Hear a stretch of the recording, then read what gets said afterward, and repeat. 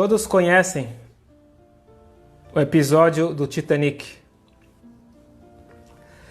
quando o maior e mais luxuoso transatlântico da época, estamos falando de 1912, foi lançado. Foi um navio que o capitão anunciou que nem mesmo Deus iria conseguir afundá-lo, de tão avançado tecnologicamente que ele foi construído.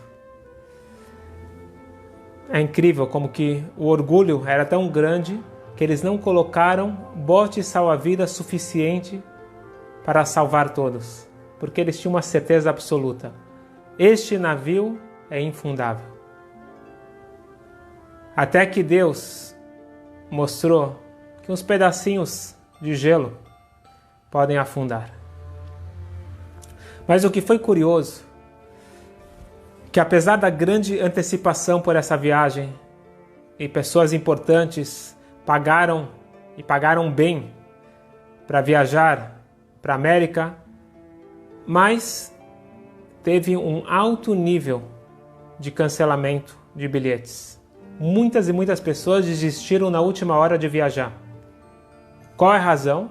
Obviamente, são vários os motivos que eles desistiram, mas o que chamou a atenção é que um grande número de pessoas, quando entrevistado e perguntando por que eles desistiram, eles falaram o seguinte: nós tivemos um sonho que iria acontecer um desastre.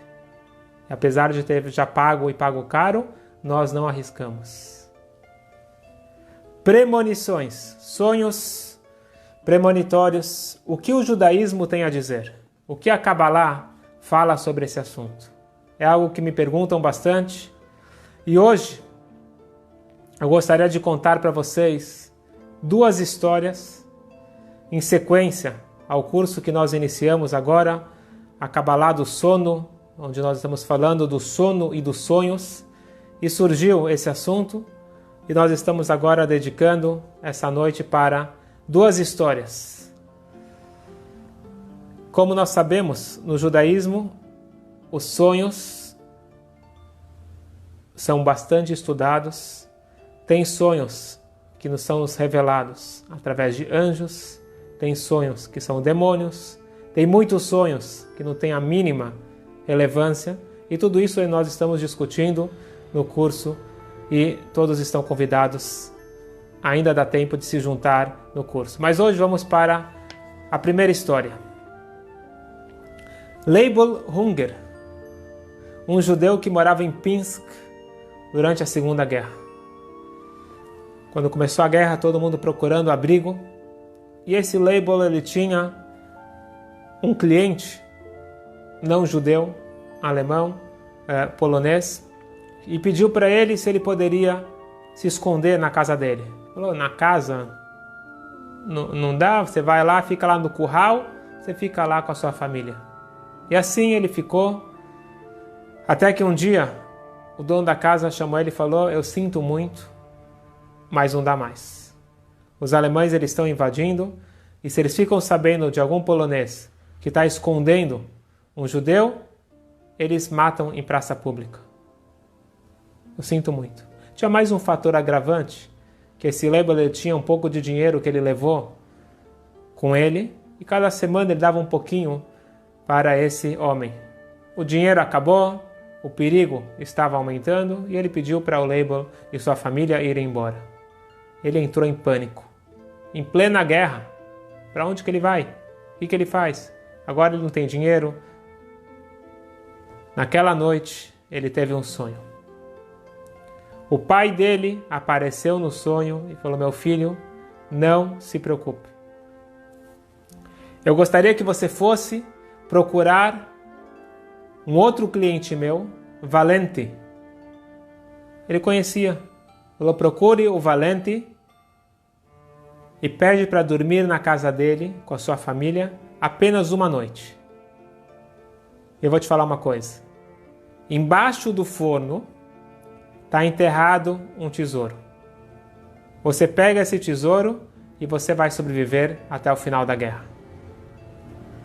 Ele acordou com aquele sonho, e aquele sonho estava tão vívido para ele, ele sentiu que era um sonho verdadeiro. Como nós vamos explicar no curso, como você identificar se o sonho é verdadeiro ou não. E ele pegou a sua família de manhã cedo, saiu e foi até a casa do valente. Pediu se ele poderia dormir lá apenas uma noite. Falou com todo prazer, era muito amigo do seu pai.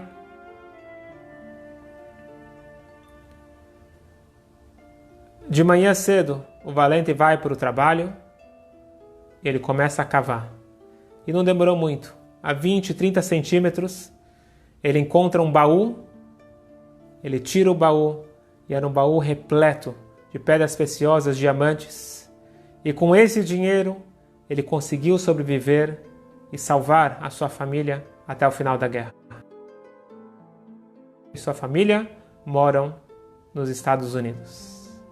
Primeira história de hoje, como que um sonho, no caso um pai, ele salva seu filho e a sua família em plena Segunda Guerra através de uma revelação de um tesouro. Eu só queria falar uma coisa interessante, que pela lei judaica, se você encontra um tesouro, mesmo que na propriedade alheia, mas o dono da propriedade não tem conhecimento do tesouro, você pode pegar, não é considerado roubo. Então o pai, ele falou para ele no sonho que o valente não tem conhecimento do tesouro e você pode pegar. Segunda história incrível. Existe em Israel um homem chamado Yaakov Agmon. Yaakov Agmon, ele é um entrevistador, na verdade ele é uma pessoa famosa no mundo artístico e ele tem um certo prestígio. Se você é convidado a ser entrevistado por ele, virou algo de renome. E quando ele completou 1000 entrevistas, resolveram entrevistar o entrevistador. Então esse próprio Yaakov Agmon, ele foi entrevistado. E uma das perguntas interessantes que fizeram para ele é o seguinte: você, ao longo de tantos anos, entrevistando tanta gente interessante, importante, conta para nós qual foi o melhor momento, o momento que te marcou, a entrevista mais especial da sua vida. Compartilhe conosco. Ele pensou um pouco e falou: pós-guerra de Yom Kippur.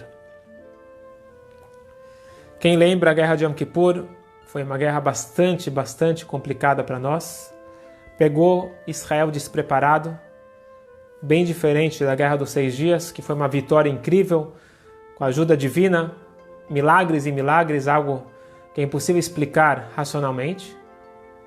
E de certa forma, esse orgulho, esse sentimento que eu sou o melhor, acabou deixando com que Israel não estivesse preparado para a surpresa que eles tiveram na guerra de Yom Kippur. Porque eles não estavam cientes que o exército egípcio se organizou diferente, a Rússia tinha mandado armamento pesado, e quando chega a surpresa, estão todos despreparados. Exceto um batalhão. Hativá Sheva, batalhão número 7, era o único de Israel todo que estava preparado para essa guerra.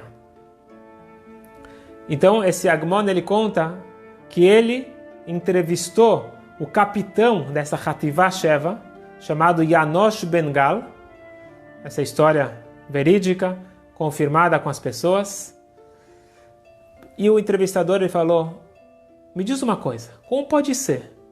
Nós temos inúmeros batalhões, inúmeros generais, comandantes, ninguém sabia, moçada, ninguém sabia da guerra. Você era o único que estava pronto para a guerra. Me explica, como que aconteceu isso? Falou: já que você está me perguntando, eu vou te contar, eu espero que você acredite. Ele falou o seguinte: eu tive um sonho. E nesse sonho, eu não sei se ele falou quem apareceu para ele, mas ele disse que no sonho falaram para ele: vai começar uma guerra, se prepare. E eu acordei convicto que era um sonho verdadeiro. Só que o que eu vou fazer?